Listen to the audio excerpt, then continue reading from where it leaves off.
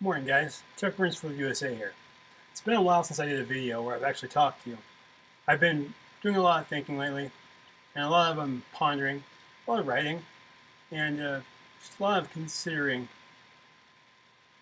the things that are going on in our country. But I had somebody say something to me after watching the August 1st press conference from the White House, where Obama talked about how the Congress and House or Senate are going on break, and they didn't get what they're supposed to get done, because it's good they got a VA bill done, good they got this done, but, what about immigration, blah, blah, blah. I'm going to have to go and take my pen and my phone and do what I do again. And somebody saw this and they're all saying, I don't see what they said to me.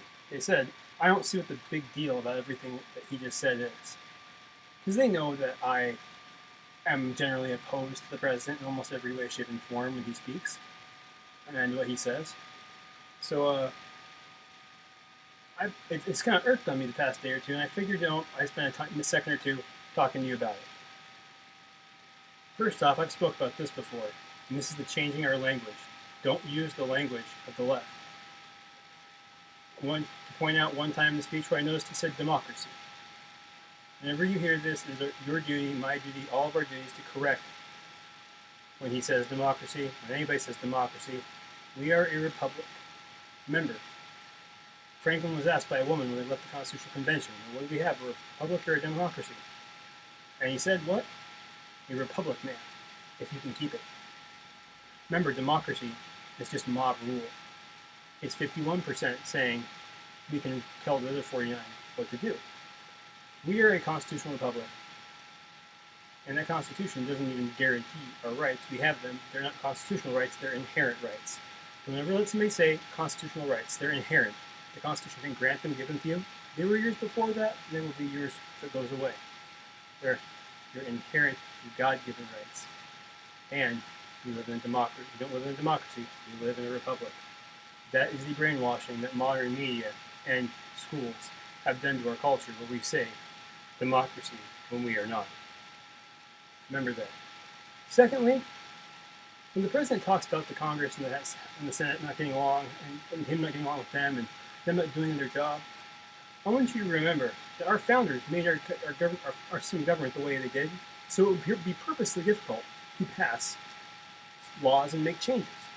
They purposely made it hard so that things wouldn't change and you wouldn't corrupt the original system and intent that they put together. So when he says that they're not doing their job, well, actually, they're doing their job, but what's happening is exactly what's supposed to happen. Not much. That's what our founders intended. That's what our founders want. Not much to happen. And he isn't like that because he wants to fundamentally change America. From what we started as, that constitutional republic, to that mob-ruled democracy where he can rile and incite the freaking masses and change us into a socialist little freaking once great capitalist, but now socialist society. So remember, when he says they're not doing their job, they're doing their job, but what's happening is exactly what's supposed to happen. Don't let him fool you. Secondly, at this point in time, in that press conference, he was giving Hamas a lot more guff than he has in the past, and telling everybody that the Israelis are doing what they gotta do. But mind you, this is only after he has, behind closed doors, told Netanyahu and the Israelis that they gotta cut it out a million times.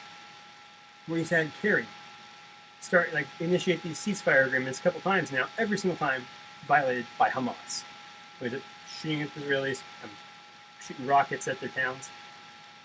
Get real, all right, Mr. President and Mr. Kerry. Hamas will not stop until Israel is destroyed. There is no living with Hamas. And when we see all these children, these Palestinian children, on the news, they're getting hit by Israeli freaking airstrikes and all kinds of stuff, you have to remember that Hamas uses them as shields and doesn't let them leave their houses, even when they just shot a rocket off the roof and they know payback is coming. They still make that family stay in that house because that family, their kids in the news, blown to bits, is great publicity for them. Remember that. So, when you ask me what's wrong with what the president said, a ton. He even spoke about the economy in the beginning, which I thought was interesting because he said, we create over 200,000 jobs a month for the past 6 straight months. Hasn't happened since 1997, whatever, blah, blah, blah.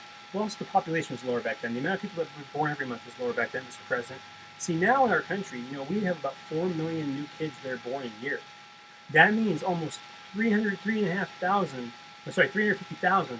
kids are born every month. We aren't making jobs as quick as our population's growing. We are at a deficit every single month. So when he says we haven't done this for this and this, like since this and this time, it doesn't matter. The new numbers will pretty much always be bigger than the old numbers because there's more people. But the real question is, what is the percentage of jobs being created, people being born? Are we making more jobs than we have new people? And the answer is no. And because people are living longer and we have better medicine, which should not be true thanks to Obamacare, that difference, that 150,000 plus, or actually plus a little bit more than that difference between the born and the jobs created, that's not how many people are dying. It's less than that. So every month, we make a bigger and bigger deficit between the number of people we have in this country and the number of jobs available. 200,000 does not meet the needs of our population growth. So he can tout whatever numbers he wants. And how we haven't done this since then. But if those numbers that may have been adequate back then are not adequate now, who cares how long it's been since we did that? It's still not good enough. And this is still the slowest recovery since the Great Depression. So remember that. Remember that there's more facts than what he's telling you. There's more things to compare numbers to than what he'll ever admit. And frankly, the vocabulary he uses is meant to deceive, and the way he talks ignores almost always logic and reason. That's what's wrong with what his message was in his address on August the 1st, 2014. Thanks, guys. Chuck Burns for the USA. I'll try to make some more videos where I'm talking. And I'll try not to be so serious and more funny. Sometimes I'm that way. I know it's enjoyable, but it's hard when the country's falling to pieces and an asshole lives in the White House. Have a good one, guys.